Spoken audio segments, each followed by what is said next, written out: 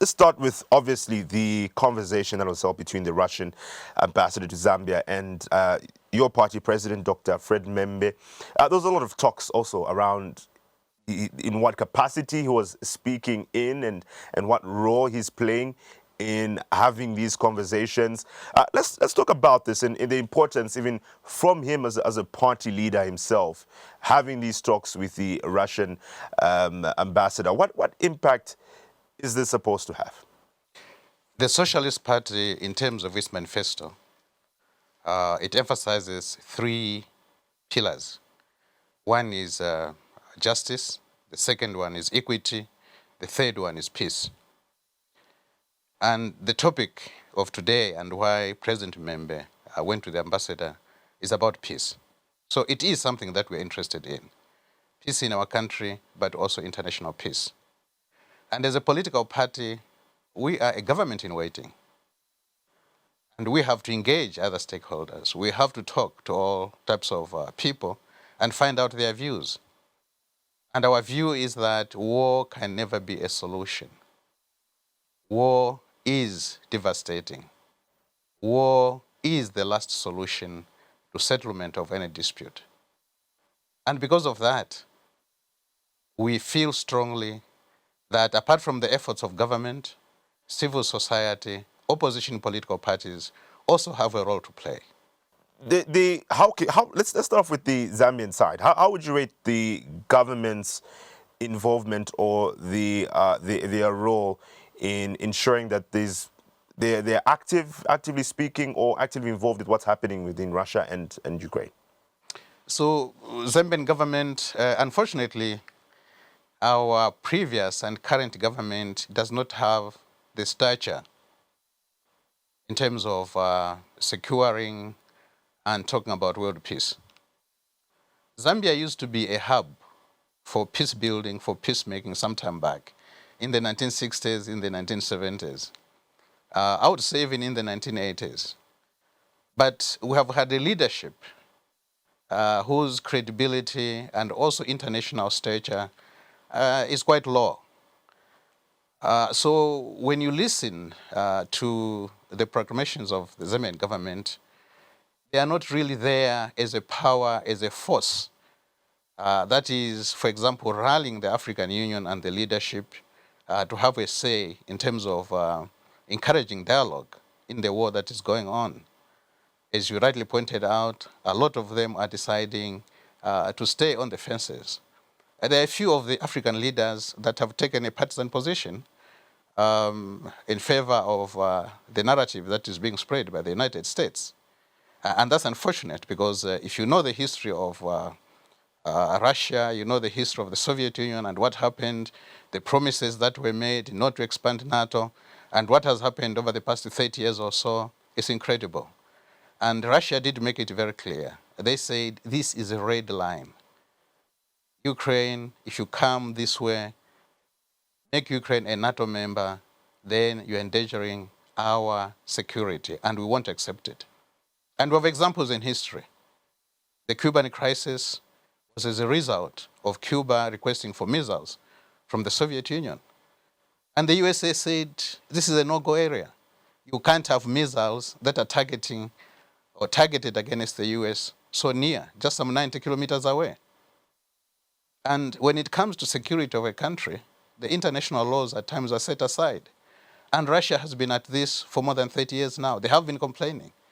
And they have told the NATO alliance that, look here, you are now expanding.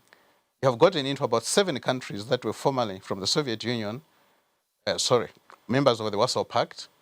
And today you are coming too close home. If you enter the Black Sea, then where is our fleet going to be? And who is going to be there? It will be the American 7th Fleet that will take over. And that is unacceptable for Russia. And Russia has made it known that this is a red line. Now, if you follow the rhetorics that were there months ago, they were very scary for the Russian commanders, for the Russian president, and even for the Russian people. And we knew this was going to happen. And what has happened was predictable. It has taken 30 years of restraint. So we are appealing to Russia, but I think We also have to appeal to the Ukraine. We have to appeal to NATO. You have caused a situation over a long period of time that today is threatening world peace.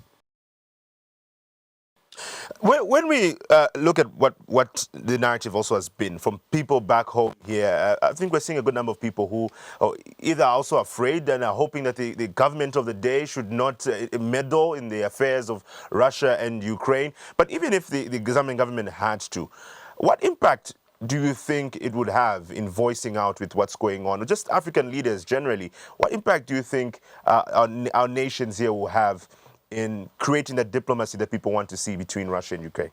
Political voices matter. Small as our country may be, weak as our economy is, but our political voice adds to the global voices. And it's very important for Zambia to be categorical. We have the facts of history, and I know that the current government is very cozy, is very friendly to the US, but amongst friends, you can also be frank. Tell them you have blundered here. This was a mistake. And this mistake is not caused by the Biden government that's there today. This is a mistake that has been there. It has been cumulative. One American government after the other have added to this. And that's a truth that must be said. Forget about the propaganda that's going on in the Western media, but the Western world blundered on the issue of the expansion of NATO. The second issue is that Russia has got legitimate claims in terms of its security. And it has said, how are you going to guarantee our security? It received no answer. So the Zambian government must be categorical about that. But should this lead to war, and war can be devastating, is there still a window to negotiate? And that's where also we have to be very frank. Yes, the security of Russia has been impeached upon, and the Ukraine leadership also has a responsibility. Getting into NATO will not save the Ukraine. Do you think that taking a stance and taking a position here could also involve or affect the relations we have with some of the parties involved here? Because you've mentioned that even if we could have friendly relations with some of these countries here, which is to take a stand, but do you think that stand would be taken as just a piece of advice or a political voice speaking from Zambia that we offer our aid and support to at times? As a country, you have to guard against being a slave of another country. Regardless of whether you are friendly, you are a weak country, don't be a banana republic. Don't be a slave to another country. And the fear of repercussions, what is this country going to do? They withdraw development aid because we're frank with them, so let it be. Because otherwise, you become a stooge, you become a puppet, a parrot of that particular country. And we should avoid that. The Zambians voted in power a leadership that represents Zambian interests. And Zambian interests are about maintaining world peace. You don't maintain world peace by lying to a country, by keeping quiet. Do you think we're in a position to... Yes. Do you think we're in a position to consider such risks? Zambia is a member of the African Union. Zambia has a voice in the African Union. Our collective voice matters. And that's what we should do. So our leaders have to speak to the other African countries and build a consensus. Be factual. That consensus is necessary at the global level. You may say the African voice is weak, it will be disregarded, but at least it's going to be documented, it's going to be there, that Africans did take a position, they took a stand, and that's very important in international diplomacy.